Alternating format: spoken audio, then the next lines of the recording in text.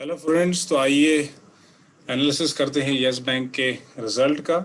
Q3 FY21 का ये result है और ये क्वार्टरली रिजल्ट के नाम से भी जाना जाता है। और जिस किसी भी बैंक, फाइनेंशियल इंस्टीट्यूशन या कंपनी में जो कि स्टॉक एक्सचेंज पे लिस्टेड है, अगर आप उसमें इन्वेस्ट करना चाहते हैं तो आपको ये क्वार्टरली रिजल्ट्स और एनुअल रिजल्ट्स और एनुअल रिपोर्ट को पढ़ना होगा, एनालाइज करना होगा, और ये आपको स्टॉक में होने वाले बहुत सारे लॉसेस से बचाएगा। तो आइए हम बहुत सारे इन डेप्थ एनालिसिस के माध्यम से देखते हैं कि यस बैंक के अंदर चल क्या रहा है। और तो पढ़ाते हैं। आइए नेक्स्ट स्क्रीन पे चलते हैं। Let's move on to the next screen and see what's happening here. Okay, so ये मेरा प्रोफाइल है। मैंने MS फाइनेंस किया है और मैं नीति आयोग के साथ मेंटर हूँ, अटल इनोवेशन मिशन के साथ, और मैं मेंटर हूँ IIT बॉम्बे के साथ भी for their Abhyuday startup cell.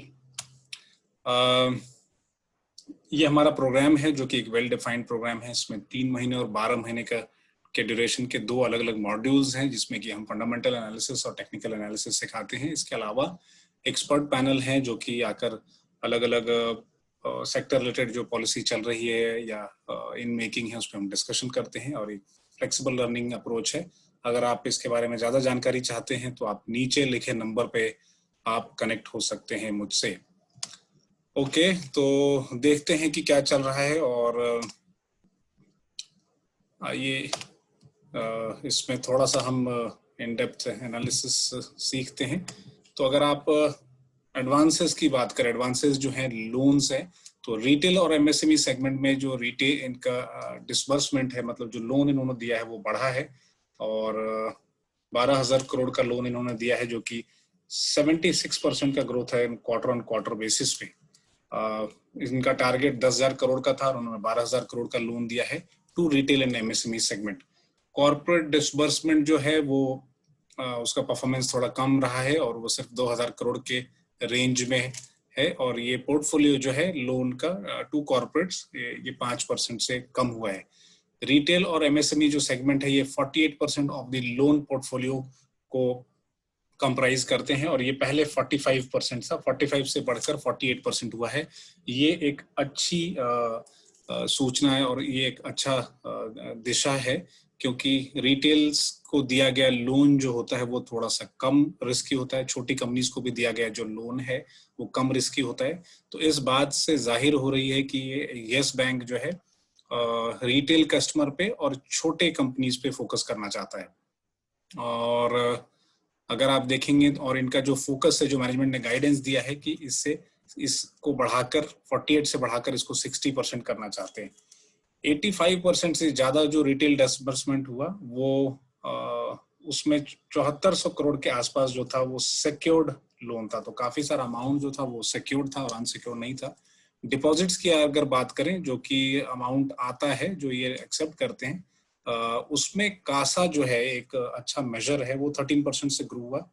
और कासा जो है एक अच्छा मेजर है क्योंकि ये बैंक के नेट इंटरेस्ट इनकम को बढ़ोतरी देता है, सपोर्ट करता है। कासा रेशियो अगर देखेंगे तो इनका एक डिक्लाइनिंग ट्रेंड पे था, बट ये रिवर्स हुआ और quarter on quarter 120 basis point से बढ़ा, मतलब 1.2% से इसमें कासा जो अकाउंट्स हैं इनके बढ़े। टोटल जो है इनके 2,20,000 के कासा अकाउंट खुले, जिसमें कि 85,000 सिर्फ दिसंबर में खुले। सो टोटल थर्ड क्वार्टर में 2,20,000 के कासा अकाउंट्स खुले।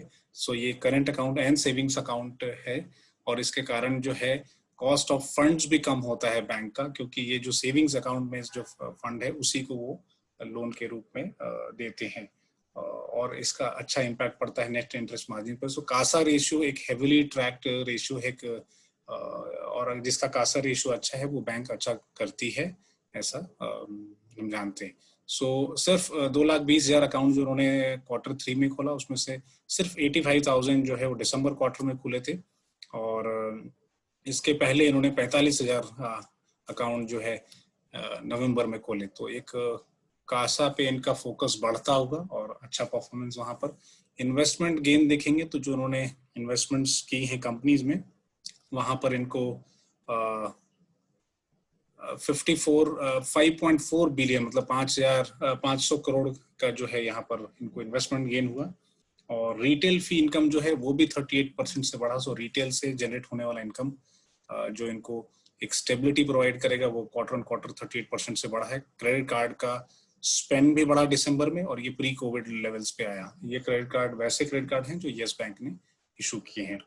प्रोविजन जो है इनके 85% से बढ़े और अभी 22.9 बिलियन पर है, मतलब लगभग 2,200 करोड़ के आसपास है इनका प्रोविजनिंग है। और इन्होंने प्रोविजनिंग अभी काफी कर रही है बिकॉज इनके काफी सारे जो लोन्स खराब हो गए हैं या खराब होने की आशंका है बिकॉज इनके कुछ जो अकाउंट्स हैं वो अच्छा नहीं परफॉर्म कर रहे हैं।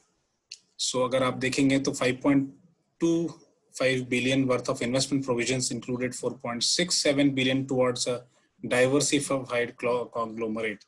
So इसमें से 500 बिलियन के आसपास का जो इन्होंने प्रोविजन किया उसमें से लगभग 460 करोड़ जो है वो एक किसी कंपनी को दी है, लार्ज कंपनी को, जो कि हो सकता है कि डिफॉल्ट कर जाए, उसके लिए उन्होंने पहले ही प्रोविजनिंग कर ली है।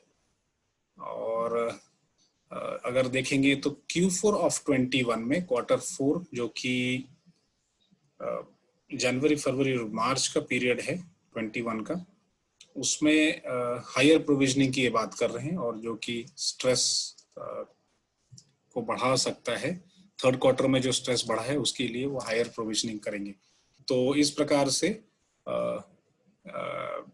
यस बैंक जो है अपने एडवांसेस, डिपॉजिट्स और प्रोविजंस को मैनेज कर रहा है, जो कि आपने स्लाइड पे देखा।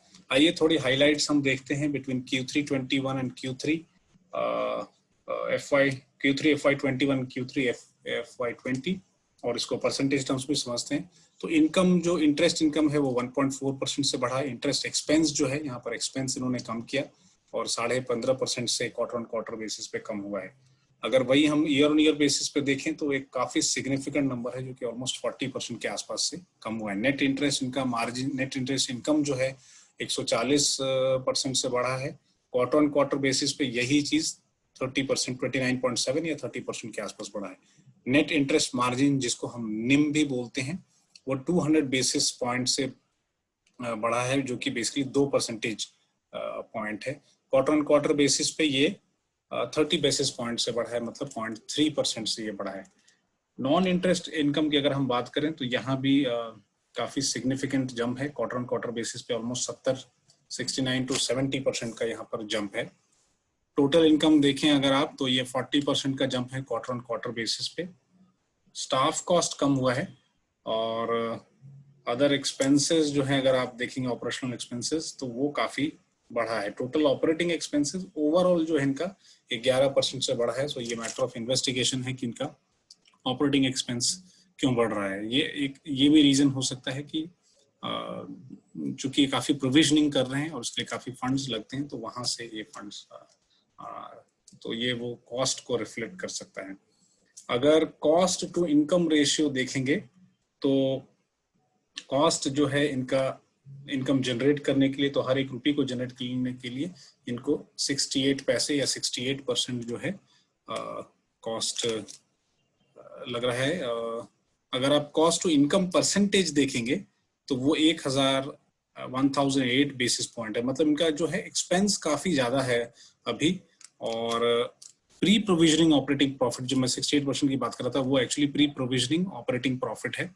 सो प्रोविजनिंग से पहले जो ऑपरेटिंग प्रॉफिट है वो 68% के बाद है, बट प्रोविजनिंग चूंकि काफी हाई है और वो देखेंगे तो 85% यहाँ प्रोविजंस बढ़ाए गए हैं।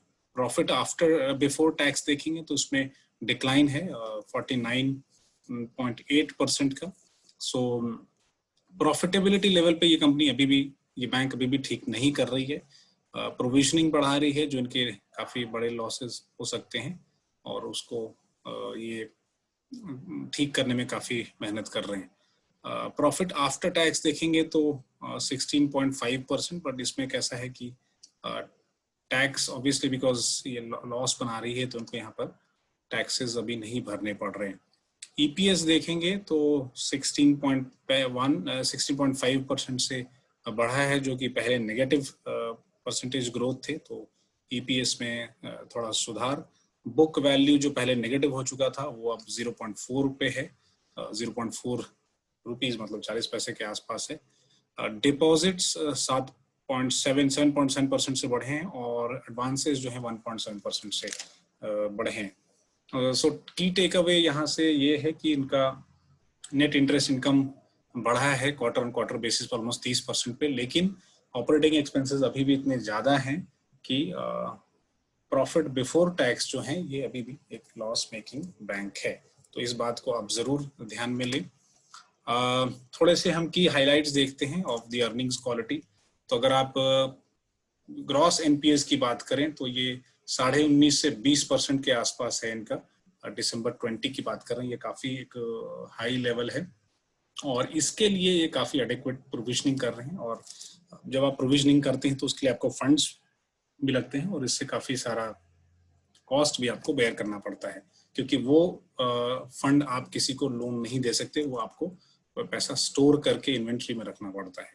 हॉस्पिटैलिटी, रियल एस्टेट और एंटरटेनमेंट सेक्टर ऐसे हैं जो कि सीवियरली इम्पैक्ट हुए हैं और ऐसा लग रहा है कि शायद ये सब सेक्टर भी यस बैंक को इम्पैक्ट कर रहा है और अगर ये रिवाइव होते हैं तो यस बैंक को भी एक इस पे पॉजिटिव इम्पैक्ट हो सकता है। रिटेल सेगमेंट कलेक्शन एफिशिएंसी अगर देखेंगे तो 96% है और प्री कोविड लेवल में 97%। तो यहाँ ज्यादा रिटेल सेगमेंट से कलेक्शन इम्पैक्ट नहीं हुआ है और जो बाउंसेस हो रहे थे रिटेल सेगमेंट में वो भी इम्प्रूव होते हुए दिख रहे हैं। और एमएससी और कॉर्पोरेट सेगमेंट जो है वहां पर थोड़ी सी इम्प्रूवमेंट है और यूटिलाइजेशन जो लिमिट है वो सेम लेवल पे है। सो जो क्रेडिट लाइंस दी गई हैं एमएसएमईज को या कॉर्पोरेट्स को, उसके यूटिलाइजेशन भी ये बता रहे हैं कि अभी तक सो फार सो गुड, ठीक दिख रहा है। इसके अलावा अगर आप देखेंगे तो रिकवरीज और बिजनेस ग्रोथ जो है Q4 21 में ये यस बैंक एक्सपेक्ट करता है कि वो सिमिलर लेवल्स पे रहेगा Q3 FY 21 के कंपैरिजन में। और इन्होंने रिटेल और एसएमई डिस्बर्समेंट्स के टारगेट को अचीव किया है। कॉर्पोरेट डिस्बर्समेंट जो है वो 2000 करोड़ के आसपास रहा, यहाँ कुछ खास परफॉर्मेंस नहीं दिखता हुआ। और 1000 करोड़ जो है इन्होंने ECLGS सिस्टम के अंदर दिया है ड्यूरिंग द क्वार्टर। और कैपिटल एडिक्वेसी जो है तो इन्होंने शेयर होल्डर्स का अप्रूवल लिया है ताकि 100 बिलियन रुपीस जो है वो रेज कर सकें कैपिटल मार्केट से। आइए थोड़ा सा अब चार्ट्स के माध्यम से समझते हैं कि एडवांसेस कैसे ग्रो हो रहे हैं। तो एडवांसेस अगर आप देखेंगे ईयर ऑन ईयर बेसिस पे ओवरऑल फ्लैट ग्रोथ बोल रहे हैं FY 21 के लिए। तो ये देखिए अगर ग्राफ को कंपेयर करेंगे तो मोर और लेस ये सेम लेवल पे दिख रहा है Q2 FY 21 and third quarter of FY 21।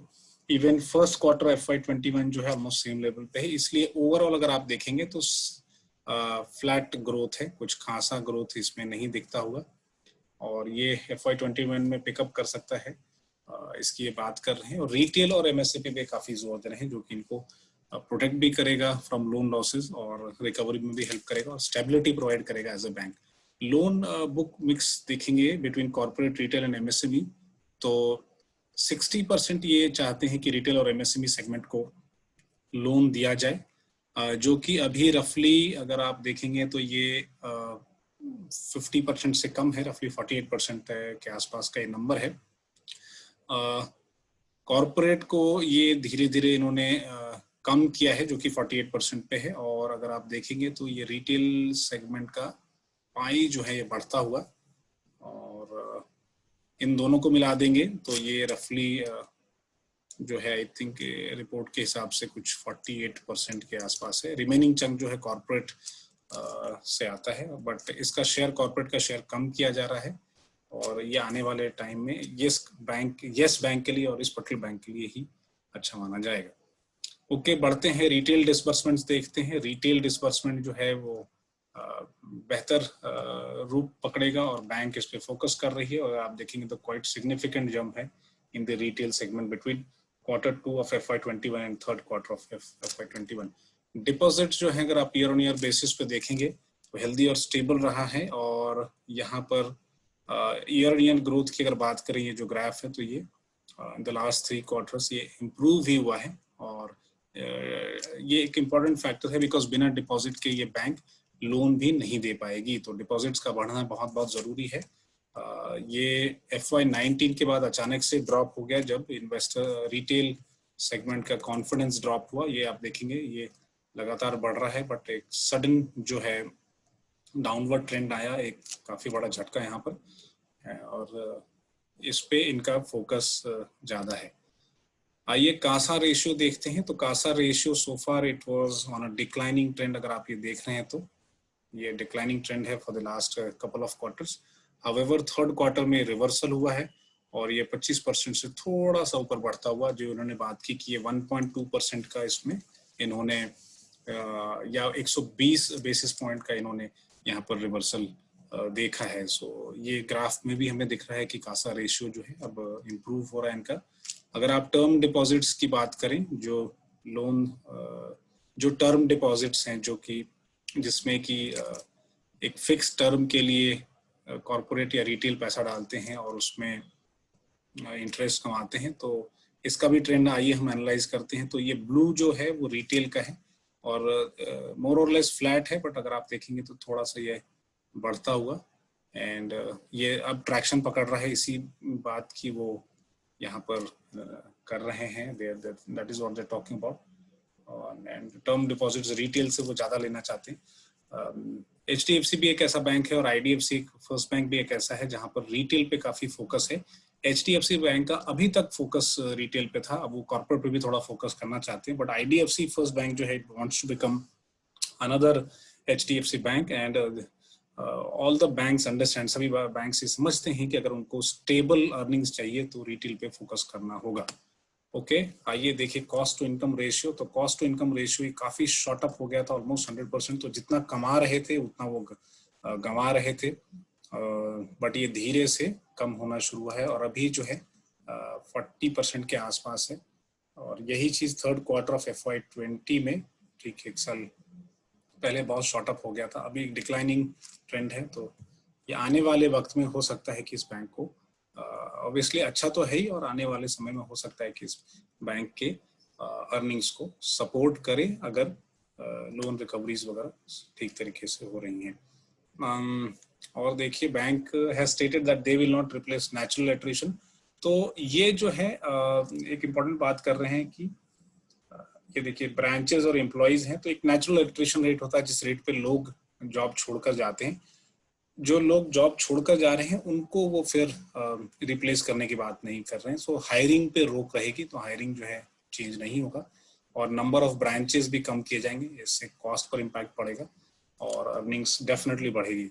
Asset quality matrix की अगर हम बात करें तो ग्रॉस NP अगर आप देखेंगे तो ये डिक्लाइनिंग ट्रेंड पे है सोफार और रफली अबाउट ये 45% के आसपास।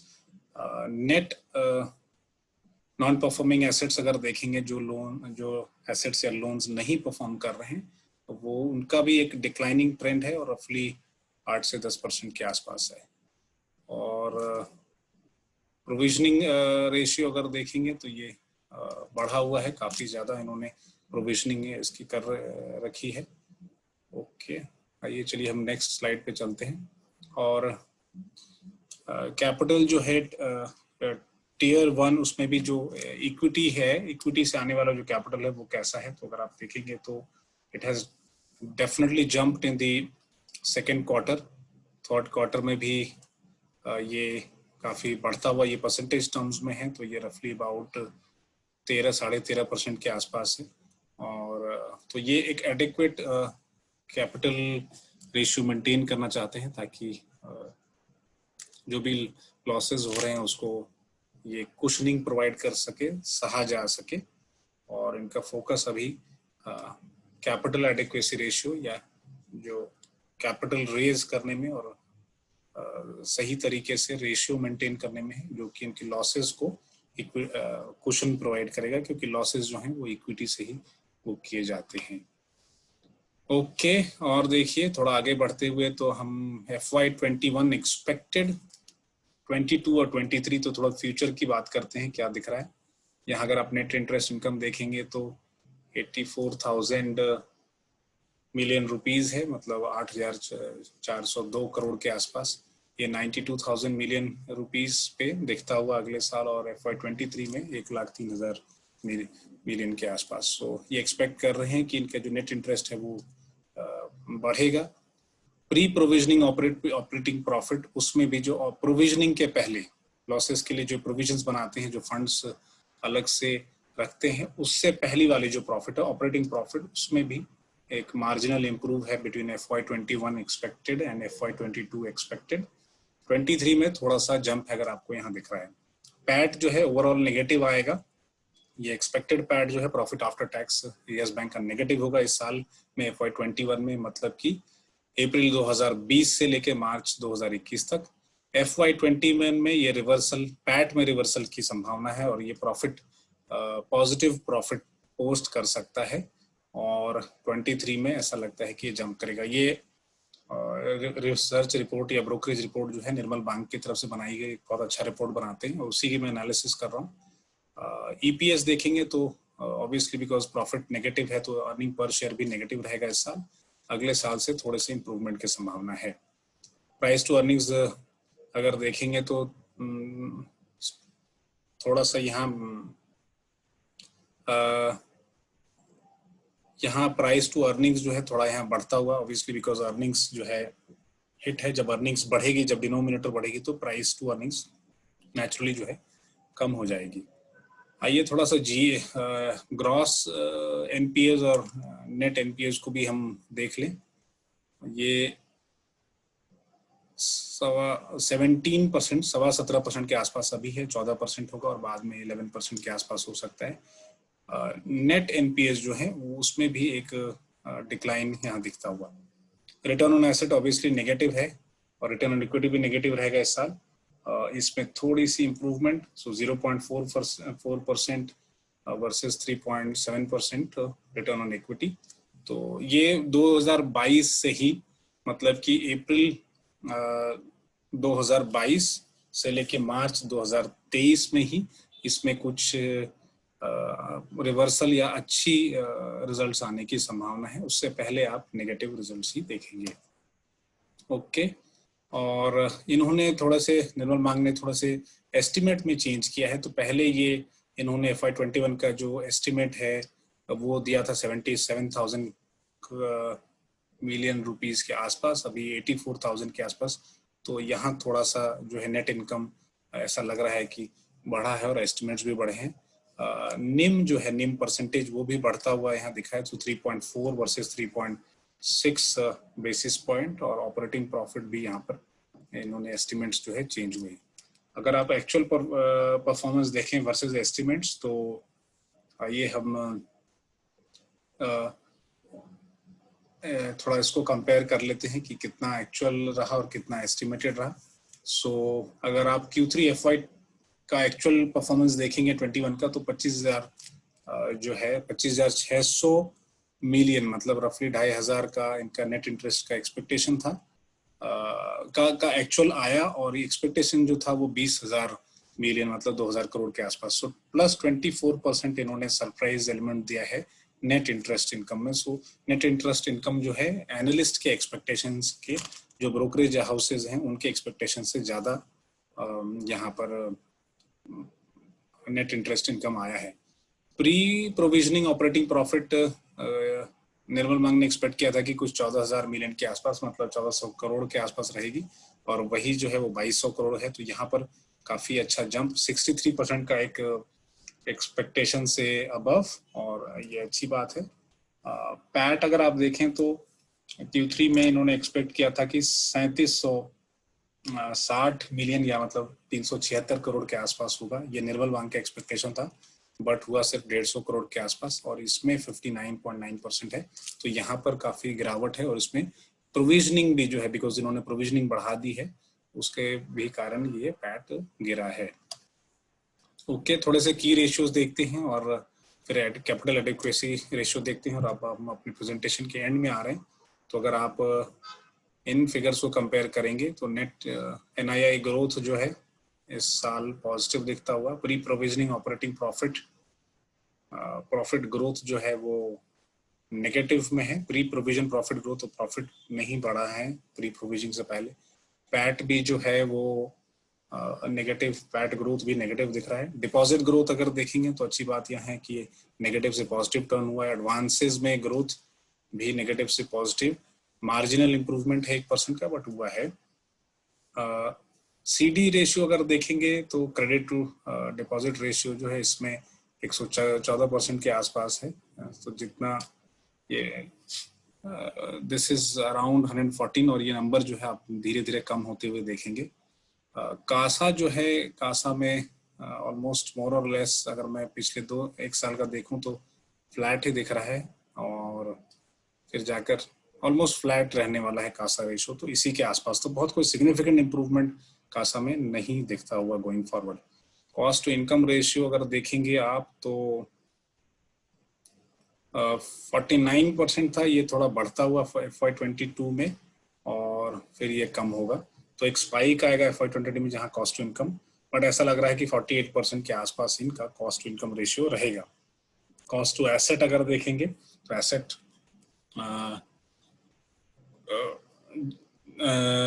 का जो ये है यूटिलाइजेशन कॉस्ट टू एसेट अगर आप देखेंगे तो ये थोड़ा सा कम होता हुआ दिख रहा है, जो रफली 2.1 के आसपास है। यील्ड ऑन एडवांसेस जो अगर आप देख रहे हैं तो ये 10.5% के आसपास, 10-10.25% के आसपास। यील्ड ऑन इन्वेस्टमेंट अगर देखेंगे तो ये 6.2-6.5% के आसपास है। कॉस्ट ऑफ डिपॉजिट 6 से 5.5% के आसपास।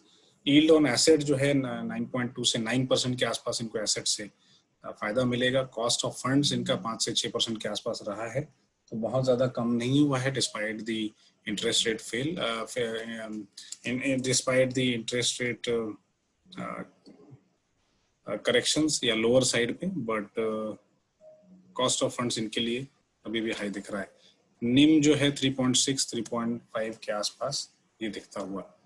ओके, आइए फिर थोड़ी कैपिटल एडिक्वेसी के बारे में। तो टियर 1 जो है इनका, अगर ये ये 22 है और ये 23 एक्सपेक्टेड है और ये 21 है, तो यहाँ टियर 1 देखेंगे तो मोर और लेस 11.5 से 10 के आसपास। टियर 2 कैपिटल देखेंगे तो ये 6.3 पे स्टेबल, और टोटल जो कैपिटल एडिक्वेसी रेशियो देखेंगे तो ये 16 से 17% के आसपास जो है इसको इसमें रहेगा। एसेट क्वालिटी की अगर बात करें तो ग्रॉस एनपीएस कम होंगे, 17% से 11% की ओर जाता हुआ दिख रहा है। नेट एनपीएस अगर देखेंगे तो ये ऑलमोस्ट हाफ की ओर 4.6% से 2.6%।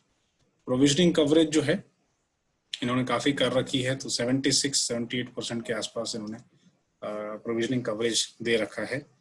स्लिपेजेस जो हैं, जो कि बैड लोन्स हो सकते हैं, उसमें काफी गिरावट होगी, तो 9.5% जो है इस साल लग रहा है, और आगे जाने वाले वक्त में 6 से 4.5% जो है, 4.5 से 6% लोन खराब हो सकते हैं। क्रेडिट कॉस्ट जो है इनका वो 4.2 से गिरकर 1.7-1.5% के आसपास।